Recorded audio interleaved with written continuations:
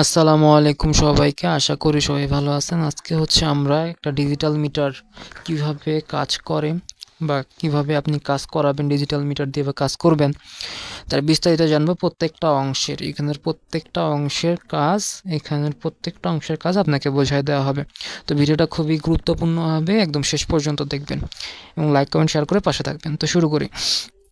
তো এখানে আমাদের যে ডিসপ্লেটা আছে এই ডিসপ্লেটাকে বলা হয় এলসিডি ডিসপ্লে। এলসিডির পূর্ণরূপ হচ্ছে লিকুইড ক্রিস্টাল ডায়োড। আচ্ছা, তারপরে এখানে হচ্ছে আপনারা দেখতে পাচ্ছেন আমাদের হচ্ছে ভি দেয়া আছে। ভি মানে হচ্ছে ভোল্টেজ, এ মানে হচ্ছে অ্যামিটার। তো ভিতে হচ্ছে কি ভোল্টেজ, আর এখানে যে ঢেউ চিহ্ন দেওয়া আছে ওইটা দ্বারা এসি প্রকাশ করে। তো এটা হচ্ছে এসি ভোল্টেজ মেজার করবে যখন আমরা সিলেক্টিং নব। আচ্ছা, এটা বলে নিই যে আমাদের এই যে এখানে যে আমাদের সুইচটা আছে এটাকে রোটারি সুইচ বা হচ্ছে সিলেক্টিং নব বলে। সিলেক্টিং নব কেন বলতেছে, কারণ এটার মাধ্যমে হচ্ছে আমরা আমাদের কোন রেঞ্জে কাজ করবে সেটা সিলেক্ট করি। আর রোটারিং সুইচ কেন বলা হচ্ছে, কারণ এই সুইচটা ঘোরে।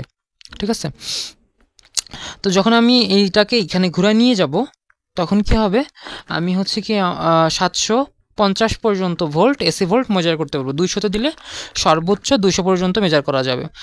তো এইটা তো একটা ছবি, এরকম আমি কমপক্ষে 30টার মতো কম্পোনেন্ট টেস্টিং আমার ইউটিউব চ্যানেলে দেয়া আছে। ঠিক আছে, ওইখানে হচ্ছে আপনার এই যে ওইখান থেকেই এই যে দেখেন, এখানে একটু খেয়াল করে দেখেন এই যে রেজিস্টারের চিহ্ন দেখা যাচ্ছে, তাই না? ওই আমি প্রত্যেকটা কম্পোনেন্ট একদম বিস্তারিত তথ্য সহ শেয়ার করছি। ঠিক আছে, তথ্য প্রথমে বোঝাইছি, তারপরে হচ্ছে প্র্যাকটিক্যালটা শেখাইছি। খুবই গুরুত্বপূর্ণ হবে, দেখলে বুঝতে পারবেন। এটা হচ্ছে electronics component testing and fault finding নামে একটা হচ্ছে প্লেলিস্ট আছে, প্লেলিস্টে গেলেই পেয়ে যাবেন। ওইখানে হচ্ছে এগুলা জায়গায় শিখে নেবেন আর কি, যদি কম্পোনেন্ট টেস্টিং শিখতে চান। তো তারপর এখন দেখেন যে এখানে হচ্ছে অ্যামিটার আমাদের এতে আমাদের কি বোঝাবে, অ্যাম্পিয়ার বোঝাবে। এতে কি বোঝাবে, অ্যাম্পিয়ার বোঝাবে। এখানে হচ্ছে এই যে ইউ এর মতো যে চিহ্নটা আছে সেটাকে বলা হচ্ছে মাইক্রো। তো 2000 মাইক্রো অ্যাম্পিয়ার, তারপর হচ্ছে এমতে হচ্ছে milli, 20 milliampere, 200 milliampere, 10 ampere. আর এগুলা সবই কি ডিসি। কারণ কি এখানে এর সাথে দেখেন একটা কি আছে, সোজা দাগ আছে বা ডট ডট আছে। তো সোজা দাগ মানে হচ্ছে ডিসি বোঝায়। ডিসির লেভেল কখনোই ওঠানামা করে না, একটা নির্দিষ্ট লেভেল বজায় থাকে। তারপরে এখানে হচ্ছে দেখেন এখানে কি আছে, আমাদের এইচএফই আছে। এইটা কিন্তু আমরা অনেকেই জানি না বা হচ্ছে যে জানা হয় না আসলে। তো এখন এইচএফই এর পূর্ণরূপ কি? এইচএফ এর পূর্ণরূপ হচ্ছে hybrid parameter forward current gain common emitter. তো এখানে কি বললাম আমি আরেকবার বলি, এইচতে হচ্ছে হাইব্রিড প্যারামিটার, এফতে হচ্ছে ফরওয়ার্ড কারেন্ট গেইন, আর হচ্ছে আমার ইতে হচ্ছে কমন ইমিটার। তো এইখানে এটার মাধ্যমে হচ্ছে আপনার ট্রায়াক, তারপর হচ্ছে ট্রায়োড, এগুলা টেস্টিং করতে পারবেন। তারপরে হচ্ছে আপনার ট্রানজিস্টরের ডিসি কারেন্ট গেইন বা হচ্ছে বিটাতে যেটা প্রকাশ করা হয় সেটা মেজার করতে পারবেন। তারপরে এখানে যে দেখা যাচ্ছে কি, এখানে হচ্ছে ডায়োড টেস্টিং মোড। এই যে এখানে ডায়োডের চিহ্ন দেখা যাচ্ছে না, এটাকে বলা হচ্ছে ডায়োড টেস্টিং মোড। আর উপরে দেখা যাচ্ছে একটা কি সাউন্ড দেখা যাচ্ছে, তাই না? সাউন্ডের মতো, তো ওইটাকে হচ্ছে বার্জার বলে। তো এই মোডে হচ্ছে ডায়োড টেস্টিং করা যাবে, অনেকগুলো কম্পোনেন্ট টেস্টিং করা যাবে। প্লাস হচ্ছে আপনার কন্টিনিউটি টেস্ট মানে যেটা বোঝায় যে কোনো ডিভাইস ঠিক আছে কিনা সেটা সাউন্ডের মাধ্যমে বোঝা যায়। এখানে সাউন্ড এখানে কি করা যায় আসলে দেখেন, যে সাউন্ড আপনি যখন দুইটা প্রোব ধরবেন তখন যদি সাউন্ড দেয় তার মানে হচ্ছে কম্পোনেন্টটা ঠিক আছে, আর যদি সাউন্ড না দেয় তাহলে কম্পোনেন্টটা ঠিক নাই। এখন যে প্রোবের কথাটা বললাম সেটা একটু বোঝায় নেই। যে এখানে এই যে দেখেন এই যে এগুলাকে বলা হচ্ছে, এটা একটা প্রোব, এটা একটা প্রোব, এটা পজিটিভ প্রোব, লালটাকে পজিটিভ আর কালোটাকে হচ্ছে নেগেটিভ প্রোব বলা হয়, এগুলোকে লিডো বলে।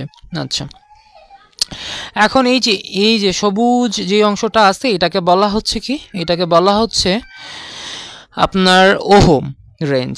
তো 200 ওহম, 2000 ওহম, 20K, 200K, কে মানে হচ্ছে 1000, 2000K।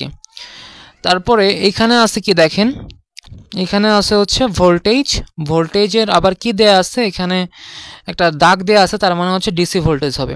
তো এখানে 20 ভোল্ট, 200 ভোল্ট, 1000 ভোল্ট। ঠিক আছে, আচ্ছা এখন আমাদের এই যে এই পাশের যে অংশটা আছে দেখতে পাচ্ছেন যে বেস ইমিটার কালেক্টর দেওয়া আছে, তারপরে হচ্ছে ইমিটার বেস কালেক্টর এখানেও দেওয়া আছে এনপিএন পিএনপি। তার মানে বোঝাই যাচ্ছে যে এটার মাধ্যমে হচ্ছে ট্রানজিস্টর টেস্টিং করা যাবে।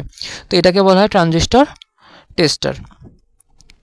তারপর এখানে আছে কি, এই যে টেম্পারেচার দিয়ে কি করা হয়, টেম্পারেচার দিয়ে করা হয় হচ্ছে টেম্পারেচার বা তাপমাত্রা পরিমাপ করা হয় আর কি।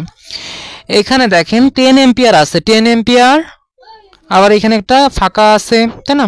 আবার এখানে হচ্ছে ভি ওহম মিলি এম্পিয়ার আছে, তারপর হচ্ছে 10 এম্পিয়ার আছে। তো এই দুইটার মধ্যে আসলে কি পার্থক্য আছে সেটা বোঝার চেষ্টা করি।